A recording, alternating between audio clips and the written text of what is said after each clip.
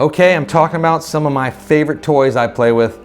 When all is said and done and the day is over, I come down in this little cave and I play things very loudly so I don't disturb people. I'm just gonna get right into it, sort of the history of some of my favorite little toys that I like to have fun with. I'll start with the amp I'm playing through all these guitars with right now. So the amp is a Vox AC30. It's a top boost only, and it was a limited run. It was right, so I like this amp because here's the sort of the back. I'll tell you what the amp is. Never mind, I was gonna give the backstory. Then I'll go to the backstory next. But the amp is a limited run. It was the last amps built in the UK prior to their sale with Korg and everything being moved overseas. And it was built in the Marshall factories by the Vox technicians and the builders. And it's, as I said, top boost only. I played one of these on tour once when I was younger and I fell in love with it. So I sought this one out. I found it at a Guitar Center in Maine.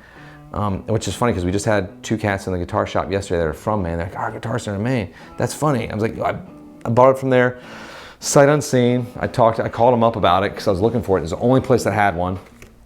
And they said there's issues with it. I said, I don't really care. What are the issues? Like, well, it's maybe some transformers. She's like, we'll figure it out. Just like, how much do you want for it? And like, we worked out a deal. It wasn't much of a deal. I bought it.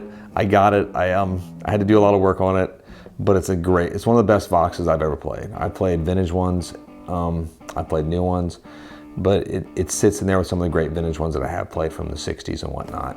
And I love the amp. It's heavy as all sin, but the story behind it and like why I fell in love with Voxes is back in my New York days, I was Richard Lloyd's guitar player. I was his rhythm guitar player for a couple of his tours, and I got to play his vintage Vox that he played with television. That's the amp I played on tour, and I'd always played Fender amps, like Fender red knob amps, like the Evil Twin. That was my jam. And I played other things, but this is back in the day, like, you know, we didn't have access to all this great stuff. There wasn't really the internet in the same respect, so you just sort of played what you had, and that's what I had. And I thought it sounded great, but then I played this Vox AC30 that was, you know, used on everything from Marquee Moon and other great recordings in his touring days, and we took it down the road with us, and it sounded amazing. I didn't like carrying it up the steps on some of the places we had to play. That wasn't as much fun. But we finished that tour, and I had to go find my own Vox. So I tracked it down, had him ship it to me, and then the repair process began. Wonderful amp, and it also sort of brought me to this guitar here. So when I was on tour with Richard on that same tour, I mean, I used to be a Les Paul player, pretty much exclusively. And I'll talk about that guitar in another video, but it's just an old Les Paul from the 70s, an old deluxe. That was my jam. But I played, Richard he had his 61 Strat, and I got to he brought that on tour, which was insane. His wife did not like that at all because it's worth quite a bit of money, I think.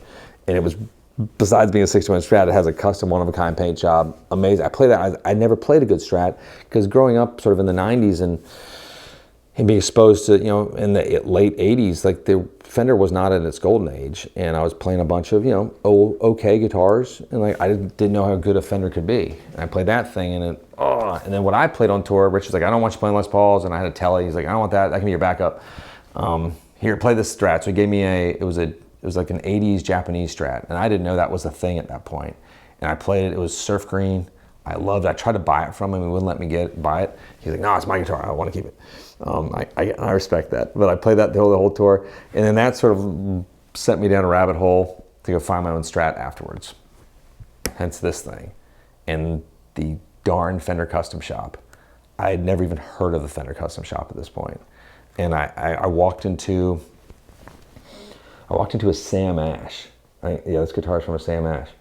And it was in like one of those glass boxes, you know, very much Wayne's World moment, but it was legit. It was the only custom shop they had, and I was like, what is that? Can I play that? And I played it, and I was like, oh no, why is this so good? And you know, I sat there, and so I was like, I would love to buy this guitar. Can we do a better price on it? And then that took like an hour and a half of 2 hours of negotiations, which I didn't really understand because I was just like, I just want to pay a little bit less than the sticker. But it was like one of those like used car salesman type tactics. It seemed like they were just going back to the manager. I'm like, listen, I'm not trying to get you. I just a little bit less, not much. It was really funny because I was like, I'm willing to pay for it. Can we just wrap it up? It's like, yeah, it's cool. We agreed on the price, and it still took a while. I was like, why is there paperwork? I just want to give you money. Let's go. But I just fell in love with this guitar. The board was actually pretty light when I first got it. You can't really tell as much, but like I wasn't like obsessing over, I gotta have the darkest board. I didn't obsess over it. I didn't even know what the specs were. I just knew it played great, it felt great, it sounded great, and I thought it looked really cool. It had a slight relic on it, but through the years, I have destroyed this thing. One of my favorite little gouges is this one, because it was one of my students. I remember Andrew Robertson years ago. He's in the Air Force now. That's how old I am. And it's probably very popular with the ladies. He used to be a skinny little runt, and now he's like all buff and weird, and it makes me very sad.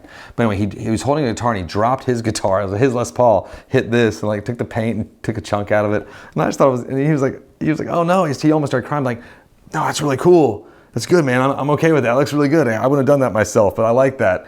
And so it's got like, you know, lots of battle-worn scars on it. I've dropped it a few times, took some chunks out of the neck. I fixed those, but this has become my sort of my number one guitar in a lot of ways, and I've done lots of shows with it, lots of recording with it, and I just love it. And that's it. It's a 1960s Fender Custom Shop, and Daphne Blue. Her name is Daphne.